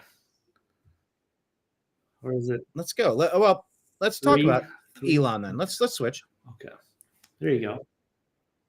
Excellent. That's how you signify 3. 4 stories. 4 stories. All right. Sorry, I'll try to never do that again. Okay. Blake, agree, disagree that Elon Musk should back off the Brits to avoid spoiling special status. Woo. Nope. No, not at all. This is great that he's calling this out. There's a special relationship between the United Kingdom, the United States, under threat due to Musk's incendiary rhetoric on the grooming gangs. So absolute horror at the highest levels of government. So according to the BBC, the Labour government believes the special relationship between Britain and the US is under threat if Trump backs Elon Musk in his rhetoric about grooming gangs operating in the UK. Of course, Musk has been very vocal in the last week concerning the grooming gang scandal, which has been covered up by that Labour government from at least the 90s and for over a period of over a decade. I don't know, so let's say 25 years or more, 25, 35. Yeah. That is incredible. That is such a long amount of time. Why would anyone tolerate a single instance of this? A single attack on a single vulnerable woman? Why would anyone ever tolerate this, Blake? I can't even wrap my head Why? around this. Because they don't want to face their reality and they don't want to face consequences of why the fuck were you covering this all up for 30 years? And so there is going to be hell to pay, and they got to be terrified that somebody, because they wouldn't be able. You saw what happened to Tommy Robinson. They put him, he's in solitary now for speaking up within his own country. But if you have Elon with the megaphone on Twitter, that's obviously shining a spotlight on that. It's tremendously embarrassing that there's this massive scandal going on, and they don't want it to know about it. Now they're threatening the relationship between, the two countries, which is absurd. But I guess they've got to be panicking. Well, Right. oh, I'm sorry. Am I supposed to fear losing a special relationship with a monster? You're talking about the people that cover up Jimmy Savile, Blake. You were on top of that Jimmy Savile. I'd never heard his name. You were telling me about Epstein and Savile, and you were on all these things years and years ago. The stuff going on in the UK, and I mean, we want to get into the royal family. Are we really doing this? Should we talk about the Vatican while we're at it? But my God, the abuse of people. I don't have any tolerance for abuse. I can't stand it, my man. I can't take this.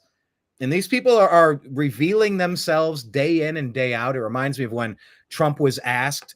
So some people are suggesting that maybe there's a cult that abuses people, that it's demonic, and that you're opposing it. He's like, well, wouldn't everyone oppose that? He's like, well, if there was, shouldn't I be for that? Shouldn't I be in favor of that? Deb from Sacramento is giving Blake some flowers, saying that your attitude is always positive, realistic, and inspiring. Blake, take a bow. Give us a speech.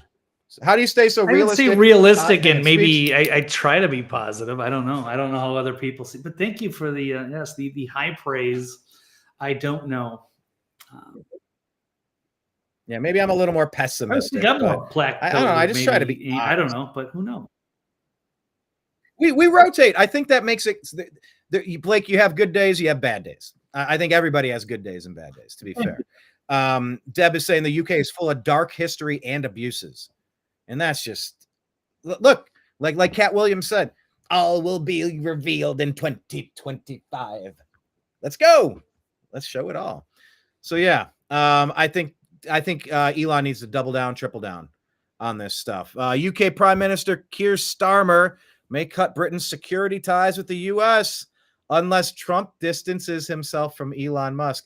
Ha, ha, ha, ha, ha. You've allowed your country to be invaded, and you need us more than you've ever needed us. Hey, Great Britain, can you cast off the fleas? Can you have an intifada like Canada did of Trudeau? Can you kick Starmer out and get somebody with a spine to run your country? Because I'll tell you what, if you want to tell us to go pound sand, good luck to you, because you're in a world of hurt right now.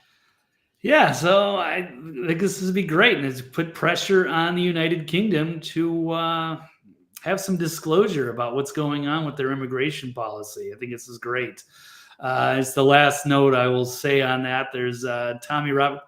It's just so out of control. Like, people blowing the whistle on the atrocities happening or are getting thrown in jail. And Tommy Robinson is one of their victims. And even there was a CEO of some nonprofit who has been forced to apologize because he was accidentally following Tommy Robinson on X. I mean, you should be able to just follow who you want. He doesn't necessarily mean an endorsement, but people really get freaked out about that stuff. Even, I remember, Patrick Mahomes' wife, just for liking a Trump thing, and people are like, oh my God, I can't believe that she would do that. Or really, I'm surprised people actually pay that much attention or care. And then they're going to try to shame you and get an apology out of you. It's too much. Well, do they care? Do they?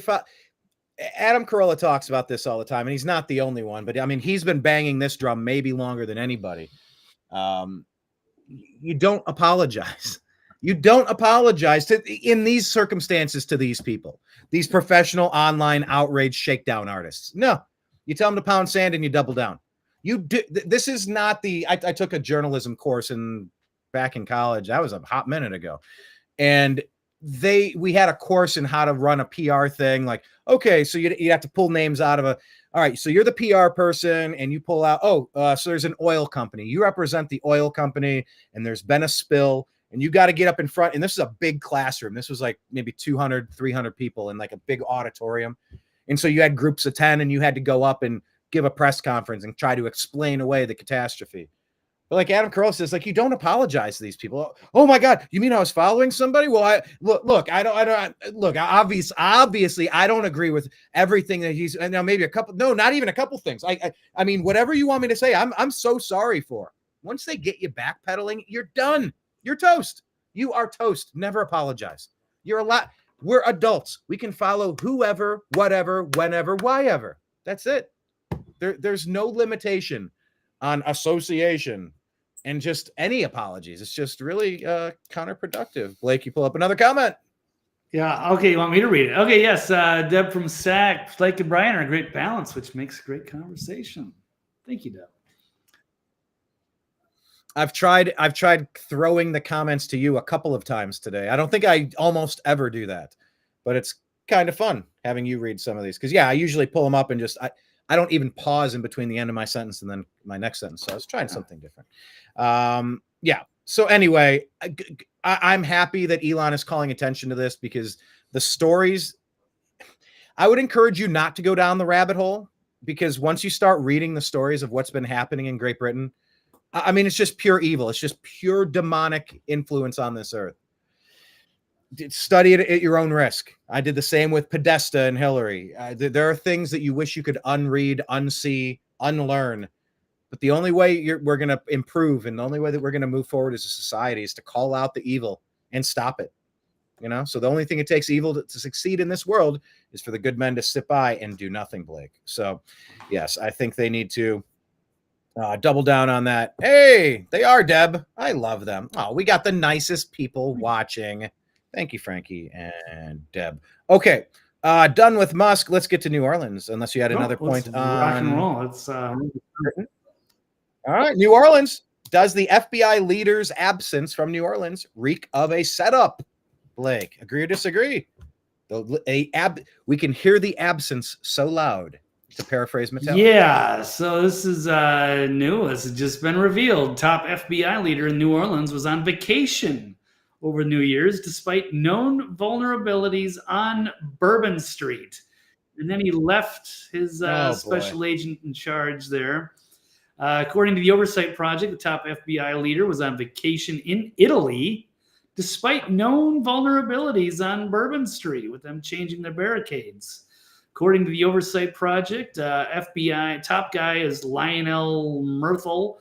He's in Italy, and then they left some other lady, Alethea Duncan, in charge to brief the public.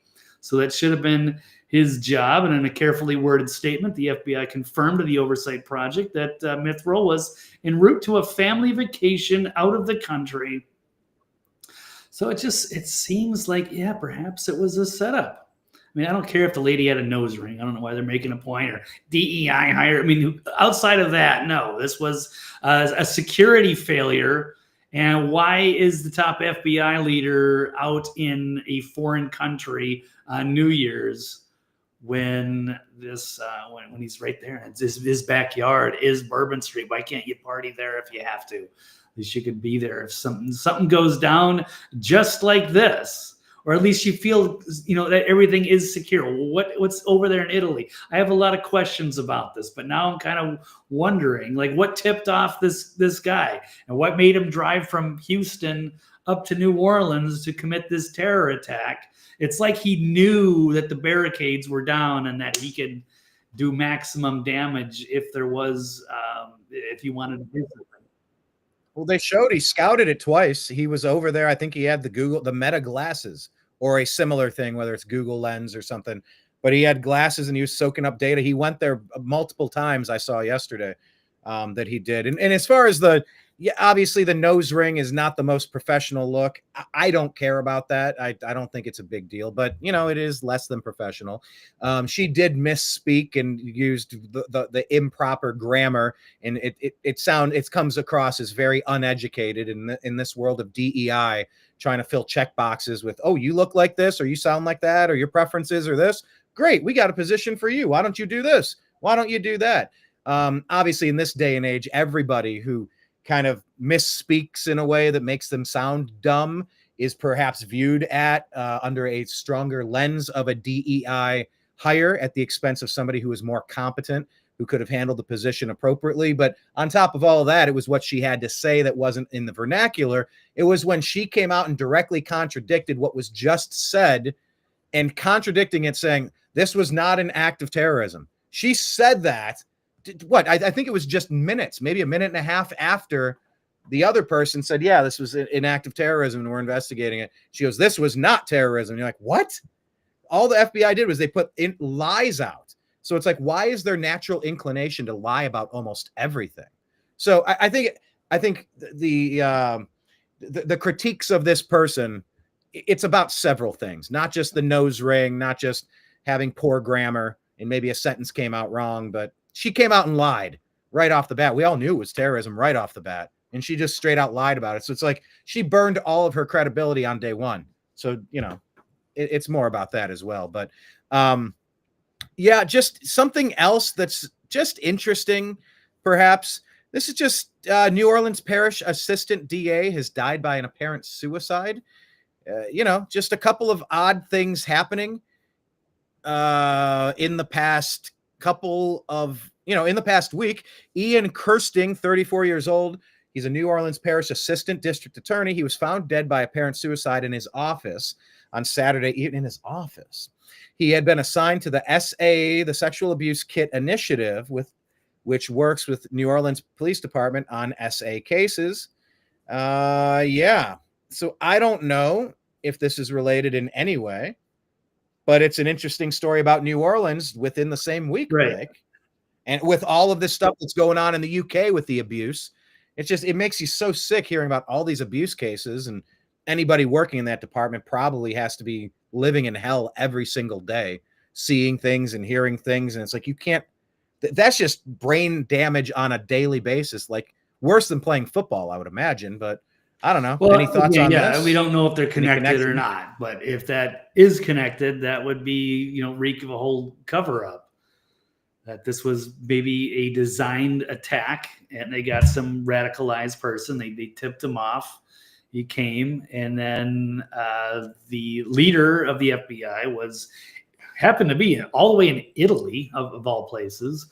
And then this DA, maybe he knows something. Maybe he's going to blow the whistle, and then he's just suddenly commits suicide right after this. So are they all related? Maybe. We'll certainly have to dig in. Yeah, it's newsworthy, and just put it on your radar, see if anything comes of that. All right, last topic that we have here. I think we cover this more in greater detail on yesterday's TNAM Night Show. Check it out. It was pretty cool, pretty fun.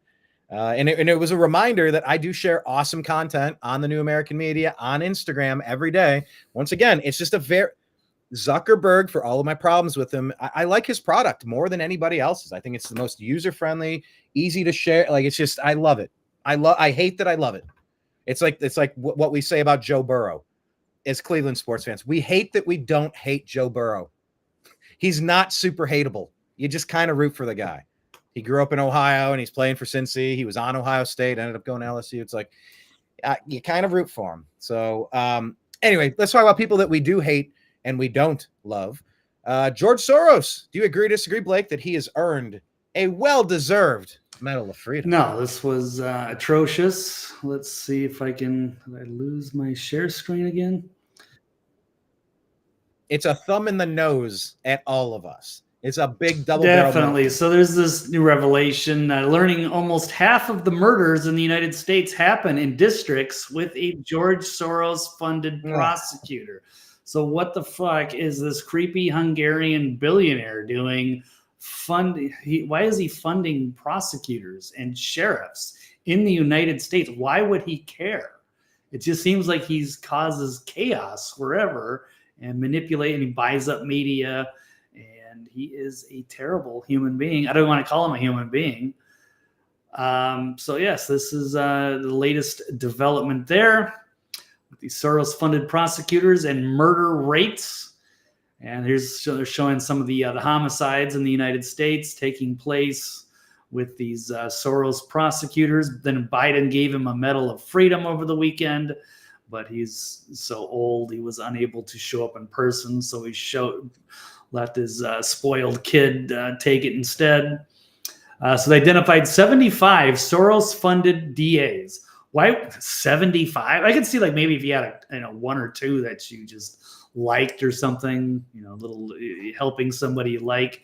But I mean that you're going out of your way to just cause chaos in another country just because you got too much damn money. And why, Blake? Right. Why? What happens by putting a DA from the Soros tree? What happens to the community when you don't cage the monsters? Yeah, well, they have issues. So they've eliminated cash bail. They've dismissed felony cases. They're imposing lenient sentences. The critics have strained relationships with, or they're arguing that they have strained relationships with law enforcement. I'm sure you're putting dangerous people out on the street. Soros just the last 2018 to 2021, Soros spent $13 million on just 10 prosecutors' races. So that could be 90% of the candidates' campaign funding. And over the last decade, his spending on direct campaign contributions just for prosecutors has exceeded $40 million. So, yes, the financial and organizational strategies employed by Soros. Really bad news. And there he is with this kid. So, is he deserving of the Medal of Freedom? Not a chance. Yeah, and remember, Hillary Clinton got a Medal of Freedom too. And what does Alex Soros and Hillary Clinton have in common? It's Huma Abedin. What does Huma Abedin stand for? Like, that's the real crux of power there. She goes back to the Anthony Weiner laptops, the Podesta stuff, of course. Medal of Freedom for Hillary's suicides list. Yeah. Hillary Clinton and Alex Soros. Check that out. I was being asked, and we'll wrap this up here. Close this window. You're asking, who is Joe Burrow? Joe Burrow. Where'd it go? Oh, there we go. So this is the quarterback of the Cincinnati Bengals. Deb doesn't know. Bengals. Okay, yeah, he's one of the more popular guys, and he's so dreamy and handsome. Isn't that what you're always telling me, Brian? How can I hate him when he's with his dashing good looks? Well, he's just kind of a likable guy, and just kind of the way he carries himself. He's not super whiny. He's not super complainy, and he's on kind of a crap team, but he took him to 2 straight AFC championship games. And, Cincinnati's kind of the lovable underdog team. Have they ever won a Super Bowl? I know they went to a couple, but I think they got blown it was out like by 1986 the 49ers or something. Right? Yeah, or 88 maybe, I think it was. Yeah, well, yeah, Browns were 88 and 89, so maybe 86. Whatever it was, I kind of root for him. And he was a former Buckeye, and I root for the Buckeyes. And he grew up in Athens, Ohio, down in southeast Ohio. So, I brought him up because I said, I hate how much I don't hate this guy. And I only said that because somebody in the Unhappy Hour Sports Show group said that. And I go, I'm going to use that phrase. I hate how much I don't hate this guy. Because I hate almost everything about Schittsburg and the dirty Baltimore Ratbirds that stole my team in 1995. So I don't hate the Bengals or Joe Burrow. He put up some video game numbers this year. It was crazy. He did. Wrapping up here, Frankie says, I love Facebook too, Brian. It keeps me in touch with friends and family, and I don't feel so isolated living states away. Agreed. I hate how much I don't hate Facebook. I hate the way it's been managed and the way that they've kneecapped my ability to share my information and grow my company. Final here, Dreamer says the medal ceremony seemed oddly strange, almost like cinema. Yeah, this whole thing has been a bad 4-year movie, Dreamer. This is like the worst B-rate Hollywood producers put a craptacular movie together, put their puppet on stage, could barely read his lines, replace the lead halfway through with another puppet who could barely read her lines. This has been a bad B movie from Hollywood for the past 4 years. Blake, any thoughts on that point? If it was, did you watch the ceremony? I kind of saw stills. I didn't. Yeah, just this whole thing feels like a bad dream, honestly. So, anyway, all right. Well, thank you everybody for joining us on today's episode of the Agree to Disagree show. Blake can be found on X. He's at TVs BlakeWalley. By the way, hit like and hit subscribe, however you're watching right now. And follow Blake's archive. It's at thenextlevelnews.com. That's like the Ohio State University, who I'm rooting for on the 10th to advance to the college football championship, Lord willing. But yeah, follow Blake in all the places. And tonight he'll be on Toxically Masculine Tuesday at 9 p.m. Eastern. Correct, Blake? Yes. Mike Barrett, Dr. Brooks Agnew, Awesome. and trail boss Steve Doran. Back in action. First There you video. go. Awesome Thank you, Brian. sauce. Thank you, Good times. Any final words to everybody on the way out the Oh, door? no, sir? that's it. Thank you for being here. And yeah, we'll look forward to putting out more content this year, but there could be some scheduled changes coming. But yeah, we look forward to doing more. So thank you all for your support. We'll see you next time. Thank you. All right, I'm out. All right. Good times. We'll see you tonight, Blake. Thank you so much. There he goes, everybody. Yeah, for the New American Media, please hit like and subscribe in all of the places. Rumble is a nice place we're trying to grow. Raise your hand if you are subscribed on the Rumble channel for the New American Media.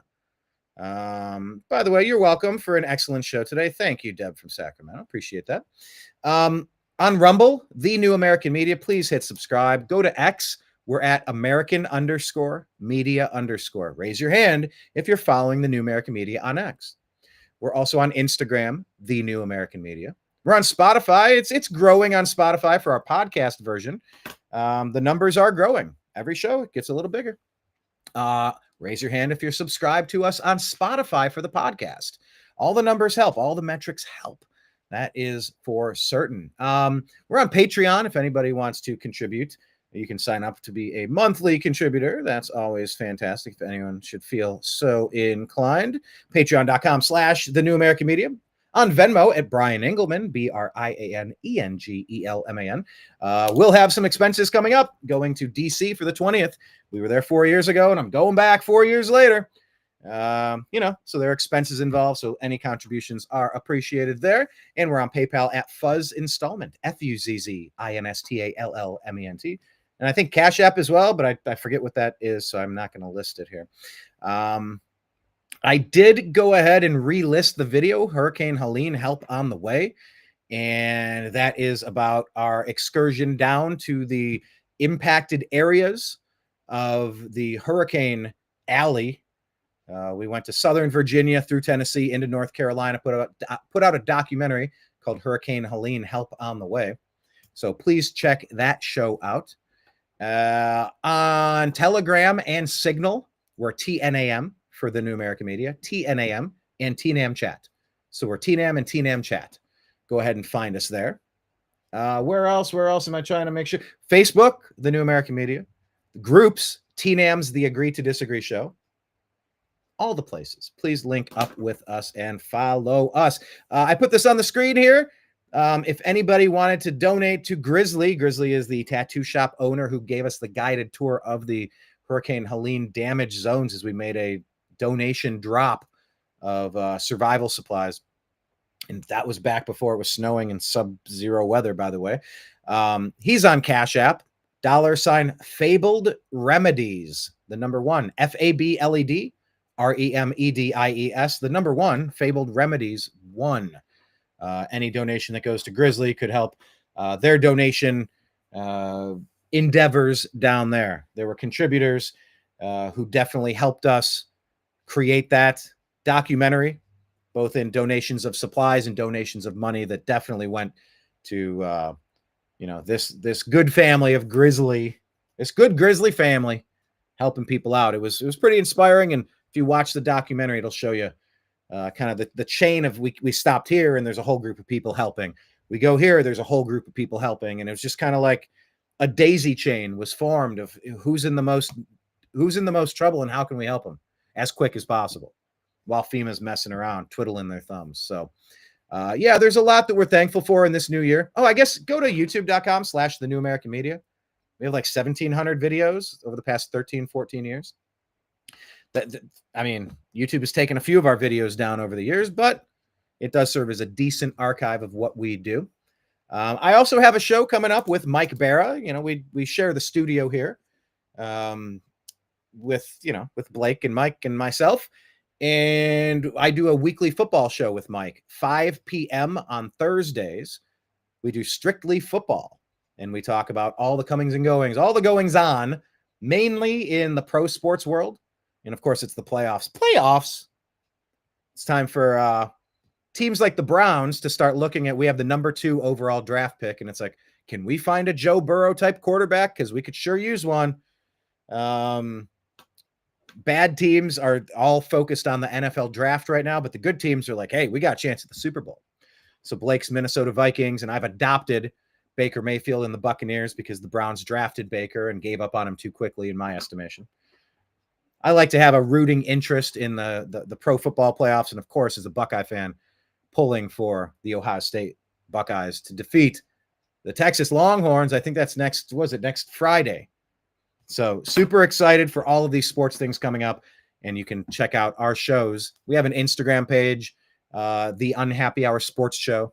On X, we have 2 X's. One is at TNAM Football for the New American Media, TNAM Football. That's for strictly football. And the Unhappy Hour _ for the Unhappy Hour. That's the Unhappy Hour Sports Show that I do. So yeah, follow us in all the places. Also the podcast for the Unhappy Hour Sports Show. But yeah, we're going to knock out all of that content and more coming up. Any final thoughts here? No, P.O. Box, doggone it. Look, it's on my list, and I'm going to write it again at the top of the list because I got to listen to the music. Kenneth was kind enough to send me some cool music, and I want to check it out. So thank you for the reminder. Mike Bear hug. More like Mike Bear hug. But yeah, I put the grizzly thing. Talk about a bear hug. That's a nice grizzly segue. Hey-oh. If you wanted to donate, just put TNAM in the Cash App. Fabled Remedies, the number 1. And then he'll know that it came through for disaster relief support. So yeah, will we be live streaming from DC? Y'all are movers and shakers. Yeah, we're trying to. You know, we do what we can where we are with what we've got. Yeah. Hey, Kenneth saying go Bucks. Absolutely. Ending of that game was so cool. Mike Evans, the wide receiver, he was 5 yards short in a 7-point game or an 8-point game, 5 yards short of getting to 1,000 yards this season. Only one player has ever been a 1,000-yard receiver for 11 seasons in a row, and that's Jerry Rice.